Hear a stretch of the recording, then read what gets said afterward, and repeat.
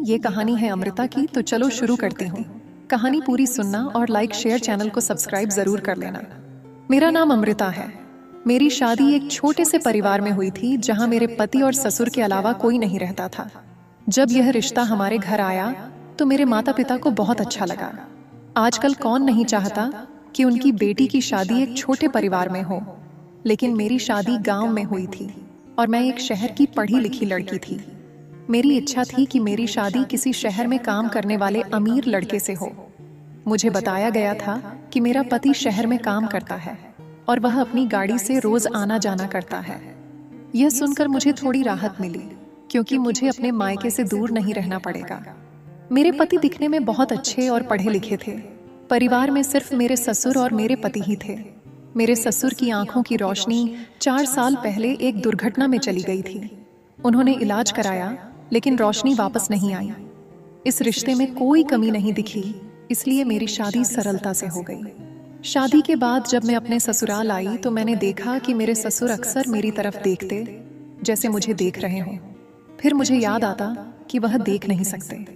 घर में पहले एक नौकरानी थी, लेकिन उसके चले जाने से अब घर का सारा काम मुझे ही संभालना पड़ता था। शादी के कुछ दिन बाद मेरे पति ने मेरी तारीफ की और कहा कि मुझे अब घर के कामों की जिम्मेदारी संभालनी होगी। मैंने भी यह जिम्मेदारी खुशी से ले ली। लेकिन जैसे जैसे समय बीतता गया, मेरे ससुर का व्यवहार थोड़ा अजीब लगने लगा। मेरे पति काम के सिलसिले में अक्सर शहर चले जाते थे और इस दौरान मेरे ससुर ने मुझसे और अधिक करीब होने की कोशिश शुरू कर दी। वह मुझे कभी शर्ट पहनाने को कहते तो कभी अपने बालों में कंघी करने को। धीरे धीरे उनकी हरकतें मुझे असहज करने लगीं। एक रात जब मैं सो रही थी, मैंने महसूस किया कि कोई मेरे कमरे में आया है। जब मेरी आंखें खुलीं तो मैंने देखा कि मेरे ससुर मेरे बिस्तर के पास खड़े थे और मेरी चादर हटा रहे थे। यह देखकर मैं हैरान रह गई।